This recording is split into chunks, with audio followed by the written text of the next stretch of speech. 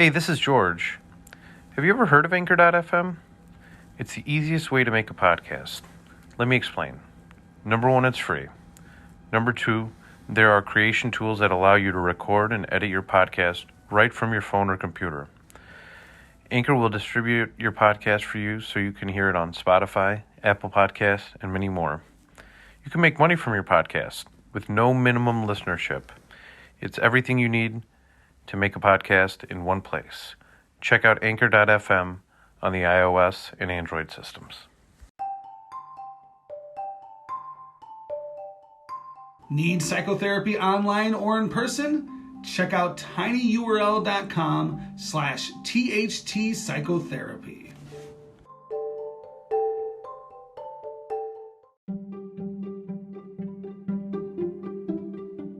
The George Brassey podcast is made possible with funding provided from Brassey Global Strategies, LLC, a leading political consulting, public policy, government affairs, and research firm. Are you interested in running for elected office? Need advice? Call or email George, 708-769-5015. Brassey Global Strategies 1@gmail.com. Snowstorm forces Chicago Heights to close City Hall. Snowstorm forces Chicago Heights to close City Hall, Chicago Heights, Illinois. Snow was on everybody's mind at Wednesday night's Chicago Heights City Council meeting. The Chicago area was hit by a major snowstorm, and Chicago Heights had about 10 inches of snow dumped on it Tuesday and Wednesday.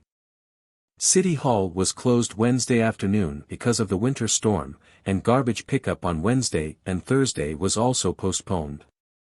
And students at Chicago Heights School District 163 went to remote learning Wednesday because of the storm.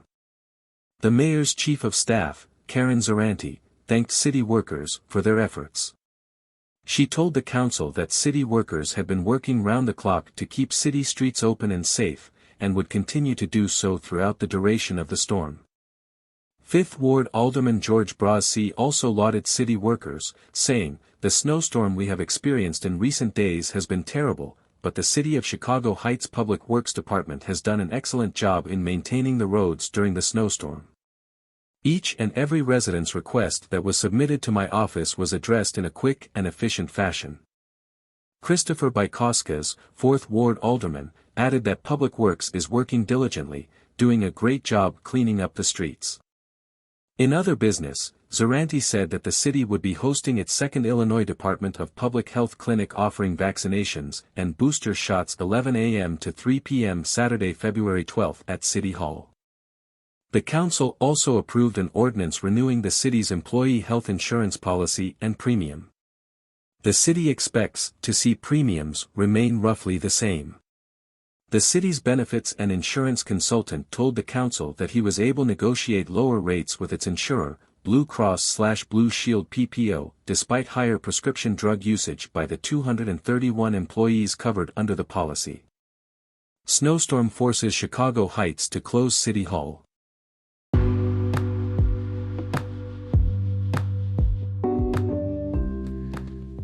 Before we get to the interview, I just want to tell you about our newest sponsor, Union Signs and Printing.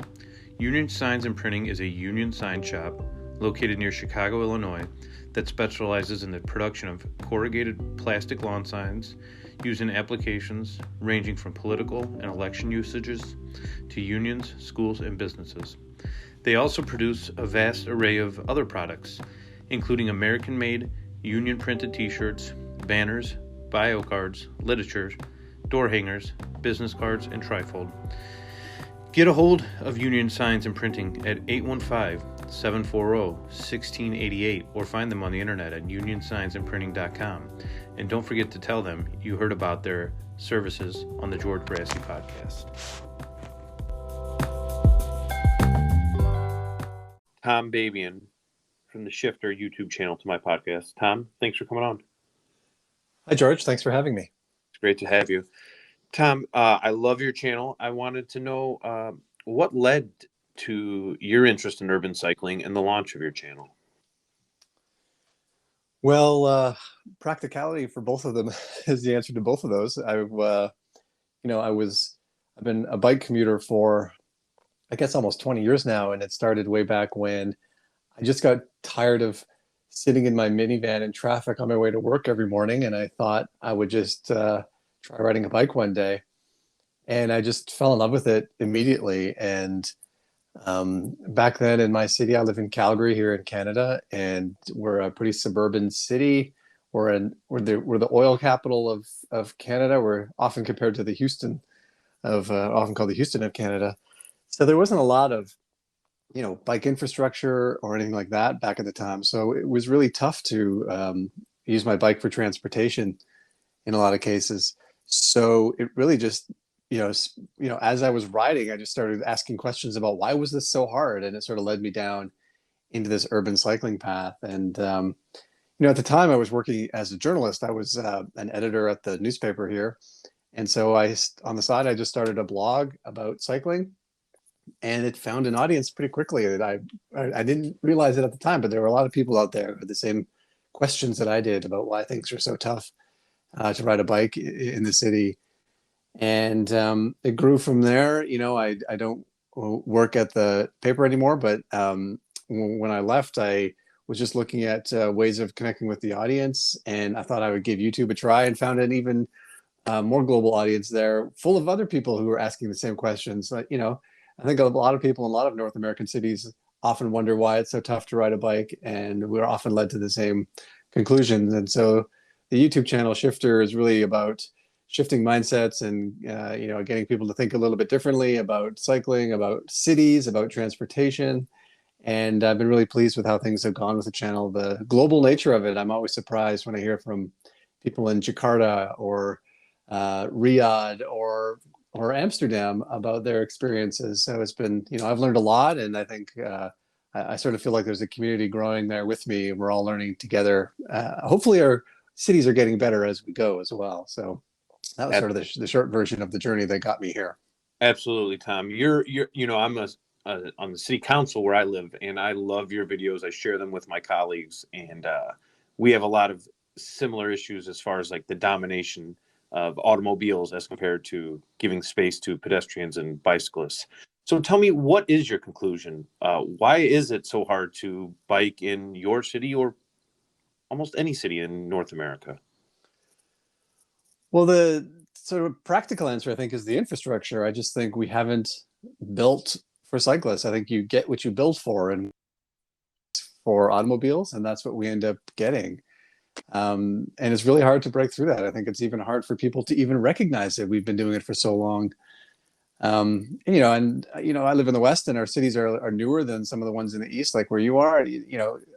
Not that much newer, but even that makes a difference. Most of the growth in my city has come after post-war, and it's really followed that suburban growth pattern. And I think we've raised generations of people who don't even realize there's a different way of doing it.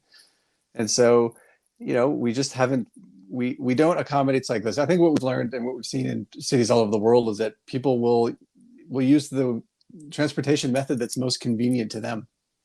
And if we make that automobiles, they'll use automobiles. But if we make it public transit, or if we make it cycling or even walking, that's what people will use. And so we've got a long way to go to get back to that. We've actually made great progress here in Calgary over the last 7 or 8 years, and it's it gives me a lot of hope that we can keep growing this way, and that it's not predetermined. Cities are built. We often hear that we're not Amsterdam, or we're not Copenhagen. They were born that way, but that's just not the case. Cities are built, and it takes time, but we can build the city we want. We just have to have the political will to start doing it, and we can get there. Absolutely. That's so important. It's often thought of not as a political question, but in my opinion, it's one of the most important political questions about how the built environment is designed and whether it's inclusive for people with bikes and people who are walking. Tom, when you are in Calgary, that's a pretty big city in the country of Canada. Why should smaller towns in North America invest in bike and pedestrian infrastructure? Well, for the same reasons. Yeah, you're right. Calgary's, we're about 1 million people here. So, but it's actually a good example of what a city can do. Like for years, we we always had a pretty good network of recreational pathways, but they weren't great for transportation. They were sort of long, loping path routes through parks, but so it was really hard to get places. But there was a hard-fought political battle here about 5 or 6 years ago, and we built all at once a downtown network of safe, separated bike infrastructure, and it really transformed getting around the downtown area. Now we've got lots of work to go to keep expanding that, but the number of cyclists doubled or tripled. I don't know what the numbers are at right now. COVID sort of threw things off, but it was growing. More people were riding their bikes, and it's just so good for the city. And I think the reasons that make it good are good anywhere. It's good for people. It's good for their health. It's good for their mental wellness. It's good for the city. It sort of gets you can get more people moving without having to build more roads. It's just makes the streets more lively. It makes the streets more interesting. All these things are really great. And I think with a small town, one of the advantages is you don't have the long distances in a lot of cases. Sort of depends on the growth, but there's a good example near us. We're right on the foothills of the Rockies, and there's a mountain town near us called Canmore, and it was about it's 10 or 12,000 people, and they've had a bike initiative in the town for a number of years now, and they've really encouraged cycling over the years. They've slowly added bike routes, and it's really made just like a really great town environment. I mean, there's more people riding and walking because of it. It's really easy to get around. The distances from one end of the town to the other are not huge. I'd say the longest ride you're going to do is 10 or 12 kilometers, but there's lots of hills. But all these things have just been made easier because they've taken the initiative to do it, and I think all the benefits of cycling apply to every community, no matter what. I think you just have to sort of put your mind to it and start working on it. Tom, why should employers encourage their workforce to cycle to and from work instead of driving a car? Well, for selfish reasons, probably. I think it's good for the company when you've got employees who are healthy and happy. I know just on a personal level, when I ride my bike, I'm just a better employee. I arrive at work ready to go. I'm happier. I have more energy. In the days that I don't ride, I can feel it. I think my coworkers even noticed, on days when I pull in and I'm, sort of moping around, and they're like, "Oh, you didn't ride your bike today, did you, Tom?"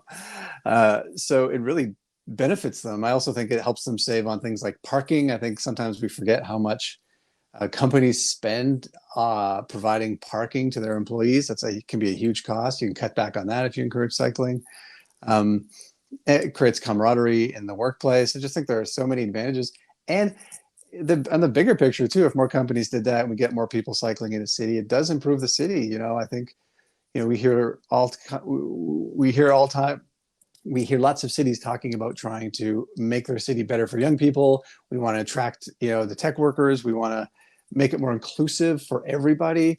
I think cycling can help all of that. We want to, it's really good. It's affordable. I think not having to, have a car in your life is really great for your pocketbook as well. So there are just so many advantages for businesses and for cities all around on a personal level. So yeah, I'd love to see. I know there are lots of companies doing great incentive programs for work. Even something as simple as offering showers or a place to lock your bike securely can make a huge difference in lots of workplaces. And I'd love to see more doing it. Absolutely.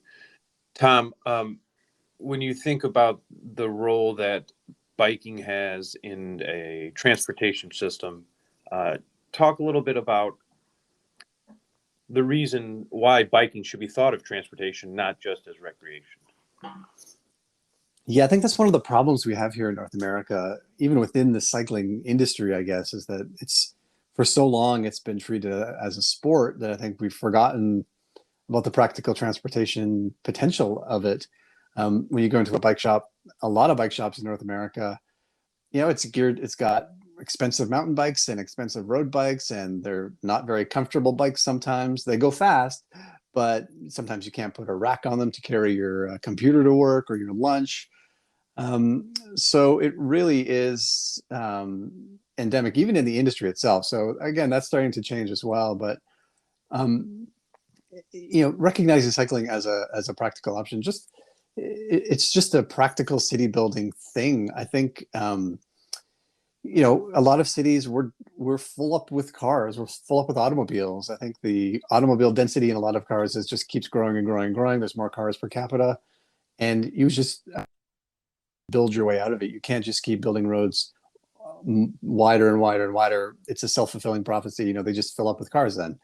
And so cycling is just another great option. It expands the, if you're only on foot, you've got 3 or 4 kilometers within your home that you can get to easily. A bike expands that to 5, 6, 7, 10 kilometers easily as well. Add public transit to the mix, and you've got a city that is pretty resilient, can get around. People can get around much more easily and much more affordably, and more practically too. I just think it's the days of us thinking that you can take your car everywhere and park it for free in every location are gone. We just can't do it anymore because it doesn't make any sense. It's not practical. We can't afford it anymore. I know you're a follower of strong towns. I think they've made a pretty strong case for the affordability side of this thing. It's just we can't keep building the way we've been building. It's going to bankrupt our towns and cities, and cycling can be a small part of the solution to that. Absolutely. One of my favorite videos that you've done on your channel, Tom, is entitled "My City Hates Me Because I Ride a Bike." Can you talk a little bit about some of the things that you noticed in your city that were hostile to biking? Yeah, sure. That's that video came about after years of me riding, and I sort of had, in riding my bike, I think I stopped recognizing how much I had to overcome to get to work on my bike, and I just started one day thinking about, what if I pointed out all the little things that are telling me not to ride. And it's kind of amazing, when I step back to look at it. Things as simple as speed limits on roads. We have a 50-kilometer speed limit here, which is about 30 miles per hour, which doesn't sound very fast. But when you're on a narrow road and someone comes driving by you when you're on your bike and someone drives by in a car at 50 kilometers an hour, it's terrifying. It's really fast. That's just one thing that discourages you. I think one of the problems that we have in my city is disconnected bike infrastructure. You'll have a bike path that will take you a quarter of the way, and then it just stops. It just dumps you out on a street with very little accommodation. And so you're on a nice safe route, and suddenly you're fighting for your space within automobiles that can really easily run you down. And so, that's something that was discouraging me from riding. Attitudes, it's, car drivers, the entitlement of car drivers to the road, thinking that they don't need to share space with cyclists. I stopped counting years ago how many times I got honked at or yelled at just for trying to ride on the road. And I try to be a very respectful cyclist and stay to, the right of the road as much as I can. But some drivers just feel like they're entitled to every square inch. So that's another thing. And, when you get down to thinking about it, it's really a lot of things you need to overcome. I often think that cyclists, a lot of cities exist in, the margins of the infrastructure. There's good infrastructure for cars. A lot of places there's decent infrastructure for pedestrians, and cyclists are really welcome on neither of those. I mean, in my city, it's illegal to ride on the sidewalks, for example. So you kind of have to find your place. And it's changing now with some accommodation, but it really was sort of a hostile environment and remains a hostile environment for a lot of things too. I'd say even like the suburban development pattern, sort of the sprawl that creates really long distances, or roads that are sort of long, loping suburban roads that don't go direct to your route. Even that can be a discouragement, right? By adding extra kilometers or extra miles onto your route when you don't, when a different development pattern could help. So it really is, when you start to look at it, I didn't mean that video to be so discouraging, but when you start thinking about it, there is a lot that prevents you. So I hope what people take from that is like an inspiration to sort of find it. One thing I found too over the years is that if you sort of piece these things together, if you ride enough, you can sort of find there's a bike lane over there, and 2 blocks to the west is another bike lane. And if you just take this little route, you can get there. So I think I've sort of pieced together a nice route for me on my commute now. It's not direct and no one built it specifically that way, but it's worked out pretty well over the years. So, I just don't want people to be discouraged by these little things. I think once you start riding and get some more experience, you can make it work. So that was sort of the intention there, is like recognize these things, but also let's get over them and do the best we can with the infrastructure we've got. Tom, that's very interesting. And is that countrywide in Canada that you're not allowed to ride a bike on a sidewalk, or is that just in Calgary? It's set by the municipality, but it's pretty universal. I can't think of another bigger city where you can ride on sidewalks. Interesting. Can you tell the audience a little bit about what an Idaho Stop is? Well, the Idaho Stop is a statute that came out of Idaho more than 25, maybe 30 years ago now, that allows cyclists to treat stop signs as yield signs.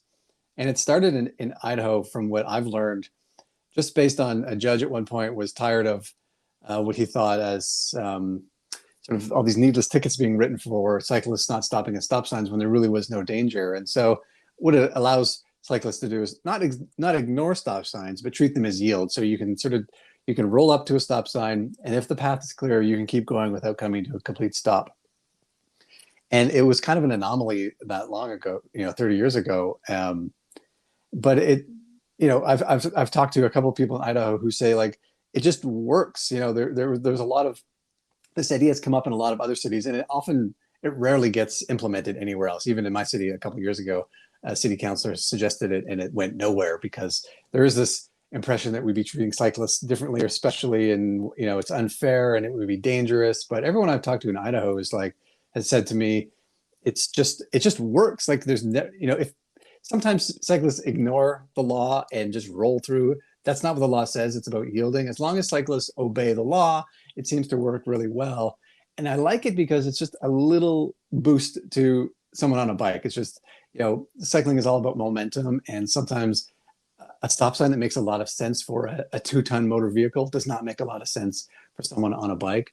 And just a little change like that, I'd love to see implemented in more places, because it makes the city a little bit more friendly to biking, makes it just a little bit easier to get around, especially when it doesn't seem to cause that much harm. So I'd love to see it in more places. Absolutely. Tom, what are 2 books you would recommend to the audience that have been influential to you as a person? Well, I've got a couple of related to cycling. I've got one called Just Ride by Grant Peterson. It's a practical guide to riding your bike. And I love this book for its practicality. It really cuts through all the sort of nonsense around cycling as a sport, and as sort of the racing culture that takes over cycling. And it talks about the silliness of clip-in shoes and athletic wear, and just really gets to the sort of basic fun and practicality of riding a bike. So that's a great one. And then I also love The High Cost of Free Parking by Donald Shoup. It just was really an eye-opener to me about the huge societal costs that come with offering free parking for automobiles in so many places in the world. It opened my eyes to a lot of things, and I think everyone should read it. Yeah, that's a really good one. Automobiles and parking, they're like some of the most subsidized aspects of our society in North America. Yeah, absolutely. And it seems to be the cause or the source of so much contention when new proposals come up. It seems like whenever a new idea is proposed, parking is fundamental to all of the controversy around it. Absolutely. Tom, where could people find you on the internet? My YouTube channel is called Shifter. So if you go to YouTube and search for it, you should be able to find it. Otherwise, you can also find me at shifter.info. Tom Babin, thank you so much for coming on the podcast. It's been an honor. Thank you very much for having me. Great talking to you. Take care. Bye. You too. Bye.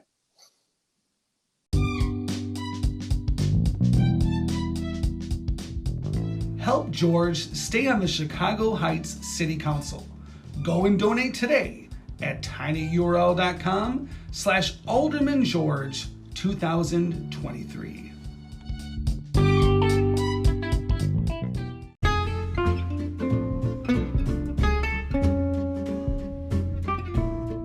Need more George? Like his pages on Facebook. Friends of George Brassey PAC, Fifth Ward Business Alliance, Chicago Heights Bicycle and Pedestrian Resource Center, and the George Brassey Podcast.